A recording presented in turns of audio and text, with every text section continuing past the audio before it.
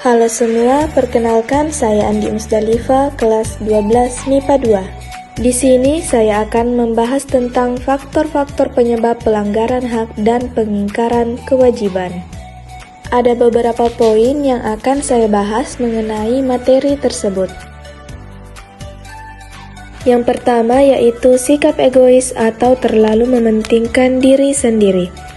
Sikap ini akan menyebabkan seseorang selalu menuntut haknya, sementara kewajibannya sering diabaikan. Seseorang yang mempunyai sikap seperti ini akan menghalalkan segala cara supaya haknya bisa terpenuhi, meskipun caranya tersebut dapat melanggar hak orang lain. Yang kedua yaitu rendahnya kesadaran berbangsa dan bernegara. Hal ini akan menyebabkan pelaku pelanggaran berbuat seenaknya. Pelaku tidak mau tahu bahwa orang lain pun mempunyai hak yang harus dihormati. Sikap tidak mau tahu ini berakibat muncul perilaku atau tindakan penyimpangan terhadap hak dan kewajiban warga negara. Yang ketiga, sikap tidak toleran.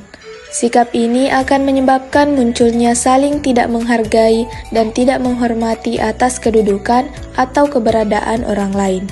Sikap ini pada akhirnya akan mendorong orang untuk melakukan pelanggaran kepada orang lain. Yang keempat, penyalahgunaan kekuasaan. Di dalam masyarakat terdapat banyak kekuasaan yang berlaku. Kekuasaan di sini tidak hanya menunjuk pada kekuasaan pemerintah, tetapi juga bentuk-bentuk kekuasaan lain yang terdapat di dalam masyarakat. Salah satu contohnya adalah kekuasaan di dalam perusahaan.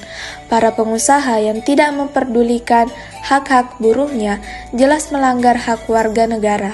Oleh karena itu, setiap penyalahgunaan kekuasaan mendorong timbulnya pelanggaran hak dan kewajiban warga negara. Yang kelima, ketidaktegasan aparat penegak hukum. Aparat penegak hukum yang tidak bertindak tegas terhadap setiap pelanggaran hak dan pengingkaran kewajiban warga negara tentu saja akan mendorong timbulnya pelanggaran lainnya. Penyelesaian kasus pelanggaran yang tidak tuntas akan menjadi pemicu bagi munculnya kasus-kasus lain. Para pelaku cenderung mengulangi perbuatannya, dikarenakan mereka tidak menerima sanksi yang tegas atas perbuatannya itu. Selain hal tersebut, aparat penegak hukum yang bertindak sewenang-wenang juga merupakan bentuk pelanggaran terhadap hak warga negara dan menjadi contoh yang tidak baik, serta dapat mendorong timbulnya pelanggaran yang dilakukan oleh masyarakat. Yang keenam atau yang terakhir, penyalahgunaan teknologi.